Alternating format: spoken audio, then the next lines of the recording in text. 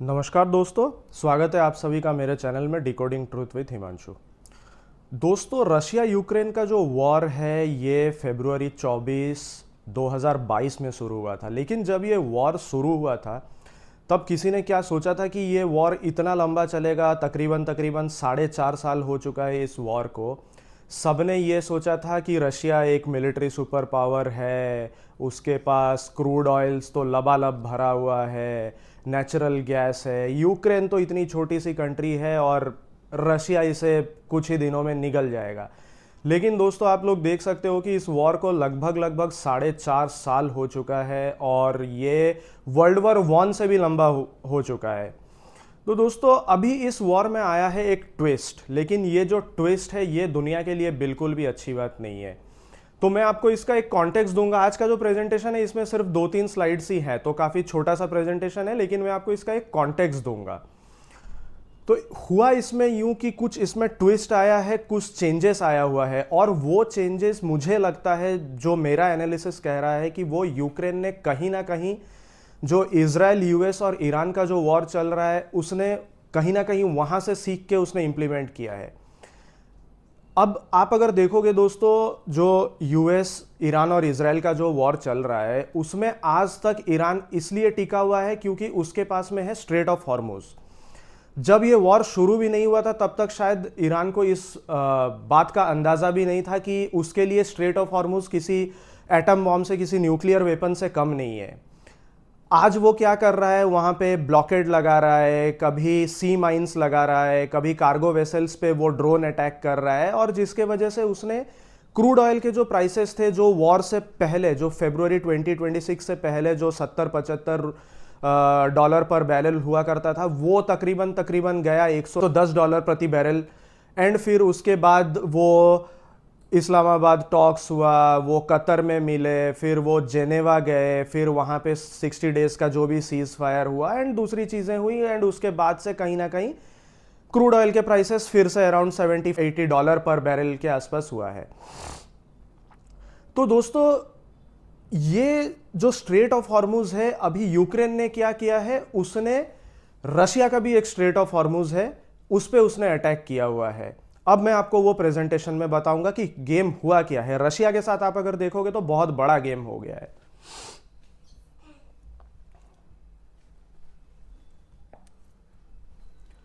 Russia and Ukraine strike vessels in Black Sea, wheat prices jump. Ukraine and Russia launched missile and drone attacks on Thursday on vessels in the Black Sea and the Sea of Azov, stepping up hostilities in a zone vital for grain export that have triggered a rise in global wheat prices. दोस्तों, जैसा आप लोगों को पता होगा कि Russia जो है वो दुनिया का सबसे बड़ा व्हीट एक्सपोर्टर है। प्रोड्यूसर्स में इंडिया, चाइना एंड रशिया तीनों आते हैं। चाइना सबसे ज़्यादा प्रोड्यूस करता है, सेकंड में इंडिया आता है, थर्ड में रशिया आता है। लेकिन when it comes to global export, Russia जो है वो दुनिया का सबसे बड़ा व्हीट एक्सपोर्टर है। Ukraine's drone force commander Robert Brovdi said on Telegram that the latest target included 5 oil tankers in the Black Sea and Sea of Azov, as well as gas tanker, 3 dry cargo vessel and 2 tugboats in the Black Sea. He said the total number of vessels struck by the Ukrainian forces this month now reached 147. दोस्तों, इतना तो Iran ने भी attack नहीं किया हुआ है straight of Hormuz पे जितना यूक्रेन ने अटैक किया है पिछले एक महीने में। काउंट है 147। अब दोस्तों, मैं आप लोगों को इस मैप के थ्रू समझाता हूं कि यहां पे हुआ क्या है। दोस्तों, यह है रशिया, यह है रशिया एंड यह है यूक्रेन। ठीक है, यह है रशिया, यह है यूक्रेन, यह है रोस्टोव ऑन डॉन। यहां से आता है जो भी कार्गो शिप्स, एंड यह है सी ऑफ एजोव, यह है सी ऑफ एजोव, एंड यह है ब्लैक सी, यह है ब्लैक सी। दोस्तों, यहां से रशिया का सारे कार्गो शिप्स, जो भी उनके crude oil and natural gas सब लेके आते हैं, यह है दोस्तों स्ट्रेट ऑफ कर्च। और आज के डेट में सारा गेम हो रहा है यहां पे। आप अगर देखोगे, यह है यूक्रेन का टेरिटरी, 18 से 20% जो यूक्रेन का टेरिटरी है वो आज के डेट में रशिया के कंट्रोल में है, तो वो मोस्टली आपको इस एरिया में मिलेगा, इस एरिया में।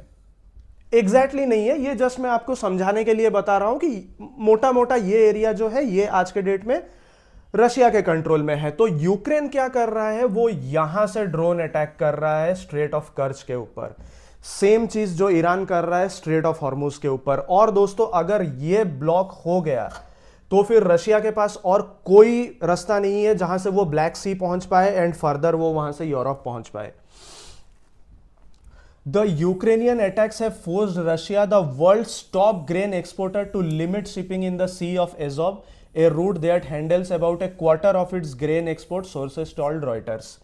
तो दोस्तों ये हो गया सेम चीज जो ईरान कर रहा है स्ट्रेट ऑफ हॉर्मुज पे, यूक्रेन कहीं ना कहीं अब दोस्तों यहां पे फंस गया है बीच में रशिया, क्योंकि उसके पास स्ट्रेट ऑफ कर्च छोड़ के कोई और रास्ता नहीं है जहां से वो अपना crude oil, natural gas and wheat, sunflower oil, ये सारी चीजें रशिया एक्सपोर्ट करता है। तो यहां पे हो गया है रशिया के साथ गेम।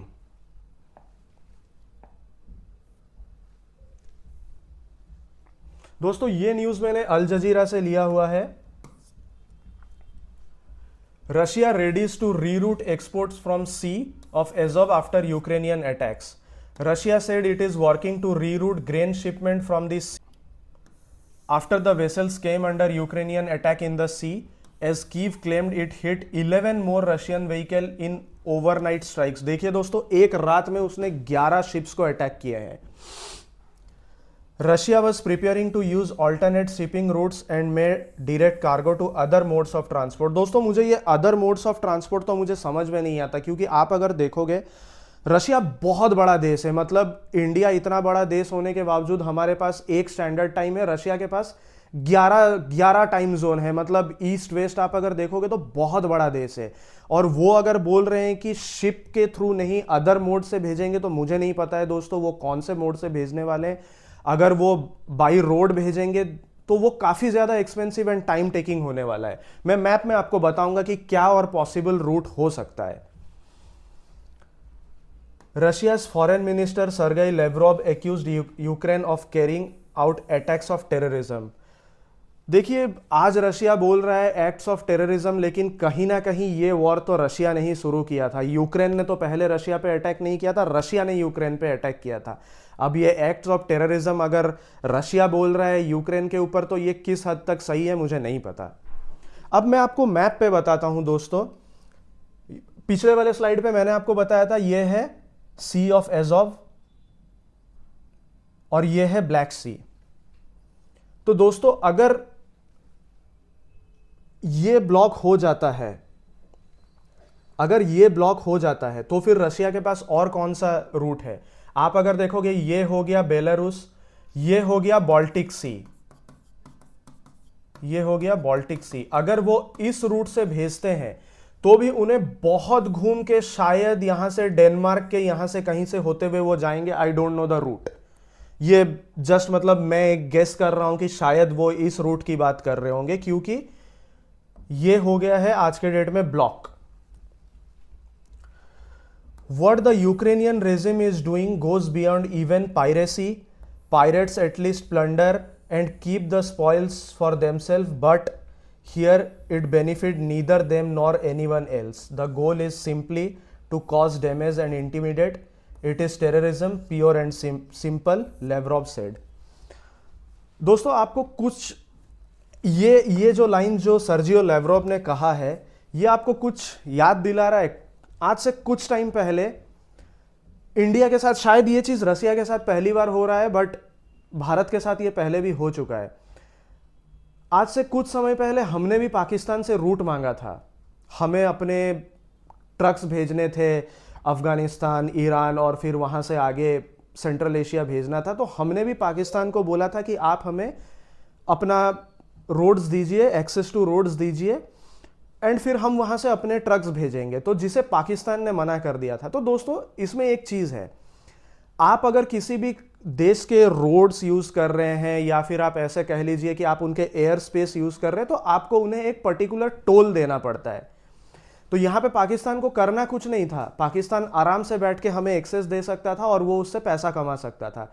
लेकिन पाकिस्तान का भी दोस्तों कहीं ना कहीं वही माइंडसेट है कि भले हमें कुछ मिले नहीं मिले, लेकिन हिंदुस्तान का भला नहीं होना चाहिए।